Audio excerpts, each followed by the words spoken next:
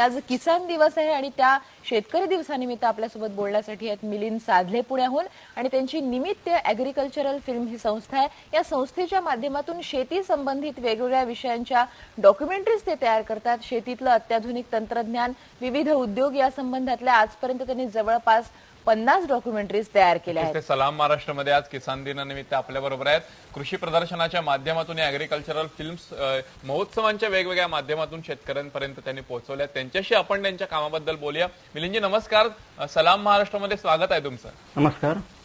नमस्कार मिलिंद, तुम्ही खूप महत्वाचं काम करत आहात की शेतीमध्ये जे काही अत्याधुनिक तंत्रज्ञान येतं किंवा वेगवेगळे उद्योग त्या संदर्भातल्या डॉक्युमेंटरीज करून शेतकऱ्यांपर्यंत पोहोचवणं. तुमच्या ही जी ॲग्रिकल्चरल फिल्म ही संस्था आहे या मार्फत नेमकं आणखी काय काम केलं जातं ते थोडंसं विस्ताराने सांगाल. सध्या कसं आहे की इतर क्षेत्रात जसे बदल होत आहेत, ज्या झपाट्याने ज्या वेगाने बदल होत आहेत, तसंच शेती क्षेत्रात पण आता मोठ्या प्रमाणात बदल होत आहेत. हे जे बदल होत आहेत ते शेतकऱ्यांपर्यंत पोहोचवण्यासाठीचं एक तंत्रज्ञान म्हणजे तंत्रज्ञान प्रसार जो आहे तो तेवढ्या वेगाने आणि परिणामकारकरित्या होताना दिसत नाहीये. तर त्यासाठी आम्ही या तंत्रज्ञान प्रसाराचं कार्य गेले 5 वर्षापासून आमची ही संस्था निमित्त ॲग्रिकल्चर फिल्म्स ही संस्था करत आहे. कृषी पदव्युत्तरांनी एकत्र येऊन स्थापन केलेली आणि कार्यरत असलेली ही संस्था गेली 5 वर्ष तंत्रज्ञान प्रसाराचं काम करत आहे. आणि मला सांगायला अभिमान वाटतो की आतापर्यंत जवळपास 1 लाख शेतकऱ्यांपर्यंत आम्ही पोहोचलेले आहोत. हे तंत्रज्ञान प्रसाराचं कार्य हे पोहोचलेलं आहे. विशेषतः शेती संदर्भातल्या व्हिडिओ डॉक्युमेंटरीज बनवून त्या सर्वदूर महाराष्ट्रात म्हणजे पोहोचवण्याचं काम आम्ही केलेलं आहे.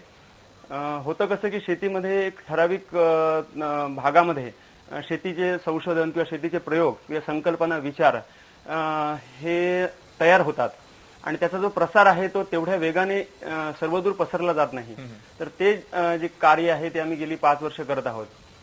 एखाद्या ठिकाणचं यशोगाथा असतील किंवा एखाद्या ठिकाणचे प्रयोग असतील, संशोधन असेल, ते संशोधन आम्ही संकलित करून व्हिडिओ डॉक्युमेंटरीच्या स्वरूपातून, व्हिडिओ सीडीच्या स्वरूपातून ते आम्ही कृषी प्रदर्शन किंवा काही जिल्हा स्तरावर आम्ही काही वितरक नेमलेले आहेत त्यांच्यामार्फत आम्ही हे करत आहोत. निश्चितच मिलिंद, खूप महत्वाचं काम आहे. एखादं उदाहरण देऊ शकाल का तुम्ही की कशा पद्धतीने तुम्ही डॉक्युमेंटरी बनवता शेती संबंधातल्या विषयांवर? डॉक्युमेंटरी बनवत असताना आमचा अगदी सुरुवातीचा असा विचार असतो की शेतकऱ्यांची गरज काय आहे, म्हणजे नीड बेस्ड डॉक्युमेंटरीज बनवण्याचा आमचा फोकस असतो. त्यामध्ये विशेषतः कोरडवाहू जी पिकं आहेत, आजकाल जो पाण्याचा प्रश्न शेतकऱ्यांना भेडसावत आहे, तर कोरडवाहू पिकामध्ये आम्ही सीताफळ लागवड, दुष्काळ सुसह्य करण्यासाठीचे फळपीक सीताफळ अशी एक डॉक्युमेंटरी बनवलेली आहे. सीताफळ उत्पादक संघ आहे, त्या संघाच्या सहकार्याने आम्ही ही बनवलेली आहे. आणि ती बनवल्यानंतर आम्हाला असा अनुभव आला की कोरडवाहू फळपिकांची जी गरज आहे, म्हणजे लोकांची माहितीची गरज, ती विकत घेतली जाईल का, म्हणजे ही डॉक्युमेंटरी लोक अप्रिशिएट करतील का किंवा याची गरज आहे का, हे आम्हाला सुरुवातीला आम्ही स्वतः साशंक होतो. पण एकंदरीत आम्हाला शेतकऱ्यांकडचा जो रिस्पॉन्स आम्हाला मिळाला कोरडवाहू फळपिकांच्या किंवा फळबागांच्या डॉक्युमेंटरीजना, तो अतिशय चांगला होता.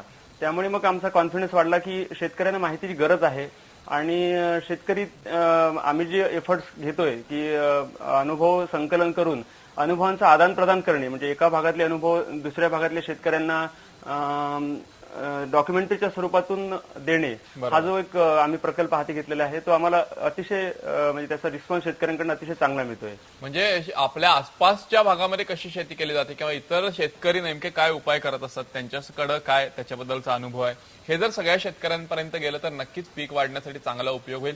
तुम्ही खूप महत्वाचं काम करतात, याच्याबद्दल विचारायचे, कसा प्रतिसाद मिळतो आहे, कशा कशा पद्धतीने उपयोग झाला तुमच्या या प्रोजेक्टचा, याच्याबद्दल नक्कीच बोलूया. तुमच्याशी संवाद साधणार आहोत, पण आपल्याबरोबर मुंबईहून गायिका मधुरा कुंभार सुद्धा आज आहे. सारेगमप मध्ये सुद्धा ती शेवटच्या 11 जणांपर्यंत गेली होती. सगळ्यांना टीव्हीवरून ती माहितीच आहे, वेगवेगळ्या कार्यक्रमांमधून. आज तुझं स्वागत आहे सलाम महाराष्ट्रामध्ये. आणि गायिका आहे, तिची ओळख गाण्यातून असते. सुरुवात आपण गाण्याने करूया. हो नक्की.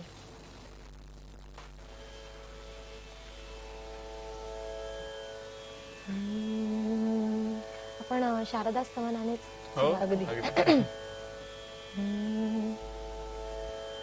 जय शारदे वागीश्वरी,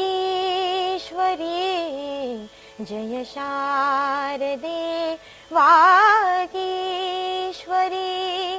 विधि कन्यके विद्याधरी, वागीश्वरी वागीश्वरी, जय शारदे वागीश्वरी,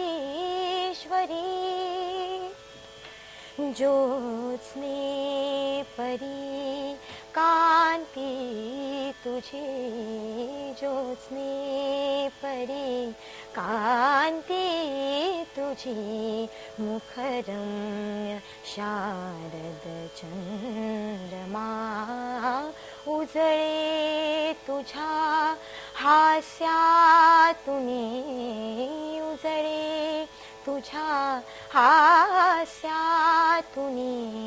चारी युगांची पौर्णिमा, तुझी कृपेचे चांदणे, तुझी कृपेचे चांदणे, नितवर्षू दे आमच्या शिरी, नितवर्षू दे आमच्या शिरी, वागीश्वरी,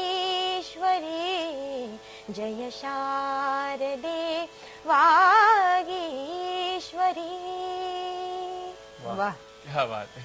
श्रीधर फडकेंचं संगीत आणि आशाताईंनी अतिशय सुंदर अप्रतिम शांताबाईंची रचना त्यांनी गायलेली गायलेली आहे. आहे. आणि मुळातच माझ्या आदर्श आहेत आशाताई, आहा. त्यामुळे त्यांच्याच गाण्याने मी सुरुवात केली. पण ही इन्स्पिरेशन देणारी गोष्ट असते ना आपल्या आवडत्या गायिकेचं. आणि मनापासून गायलं जातं ते गाणं, जेव्हा आपलं आदर्श असते ती व्यक्ती आणि तिचं जेव्हा आपण अनुकरण करायला जातो तेव्हा एक खूप आनंदाची गोष्ट असते आणि त्यामुळे ते मनापासून येतं. बरोबर आहे. मधुरा, गाणं तर सगळ्यांनाच आवडतं, म्हणजे असा क्वचितच कोणी माणूस असेल की जो म्हणेल की मला गाणं आवडत नाही. हो. पण गाण्याचा करिअर म्हणून कसा काय विचार केलास? करिअर म्हणून खरं आत्ता झाला विचार 1-2 वर्षांपूर्वी. त्याआधी म्हणजे लहानपणापासून मुळात गाण्याचे संस्कार झालेच, कारण घरातलं कसं कोणी शक्यतो गाणारं नाही, पण सगळे अगदी छान कानसेन आमच्या घरात. पण माझं नाव मधुरा सगळे जेव्हा मला विचारतात तेव्हा असं म्हणतात की सगळ्यांना माहीतच होतं का की तू कानसेनच नाही तर तानसेनही होऊन येणार आहेस. त्यामुळे सगळ्यांना गाणं ऐकण्याची आणि माझ्या आईला आणि माझ्या आजीला म्हणजे फार आवड गाण्याची. आणि लहानपणी जेव्हा असं माझा आवाज चांगला आहे असं थोडंसं कळलं तेव्हा आई माझ्याकडून खूप गाणी बसवून घ्यायची. आणि अगदी पहिलीत असताना मी पहिल्यांदा स्पर्धेत उतरले आणि तेव्हा खूप आवडलं सगळ्यांना गाणं आणि मला अगदी पहिलं पारितोषिक वगैरे मिळालं शाळेमध्ये. त्याच्यानंतर मला माझ्या वर्ग शिक्षिकांनी सांगितलं की तू गाणं शिकायला सुरुवात कर, इयत्ता 4थीत असताना. आणि तेव्हापासून माझं संगीतातलं शिक्षण हे प्रॉपर सुरू झालं आणि आज जवळजवळ 12 वर्ष झाली मी शास्त्रीय संगीत शिकते आहे. आणि माझे गुरुजी डॉक्टर राम देशपांडे यांच्याकडे मी गेली 5 वर्ष ग्वाल्हेर घराण्याचं गाणं शिकते, क्लासिकल. आणि उत्तराताई केळकर यांच्याकडे मी वेगळं सुगम संगीताचं देखील शिक्षण घेते. हे दोन्ही जे मुख्य प्रकार आहेत गाण्यातले की ते विविध अंगांनी वेगवेगळा म्हणजे फरकात्मक अभ्यास जो म्हणतात. नक्कीच नक्कीच. Classical वसुंधरा, याच्याबद्दल खूप अगदी इंटरेस्टिंग नक्कीच. असणार म्हणजे आहे. शास्त्रीय संगीत आणि सुगम संगीत दोन्हींचा अभ्यास करणं कसं गरजेचं आहे हा. याबद्दल आपण बोलूया. तू वेगवेगळे कार्यक्रम केलेस मधुरा, त्याबद्दलही बोलायचं आणि सगळ्यात महत्वाचं म्हणजे गाणं तर ऐकायचंच आहे. आणि पुण्याहून निमित्तचे मिलिंद साधले आपल्या बरोबर आहेत, त्यांच्याशी आपण बोलणार आहोत की एकूणच त्यांच्या या ज्या त्यांचा जो प्रोजेक्ट आहे त्याचा शेतकऱ्यांना कसा फायदा होतो आहे याबद्दल त्यांच्याकडून जाणून घेऊया.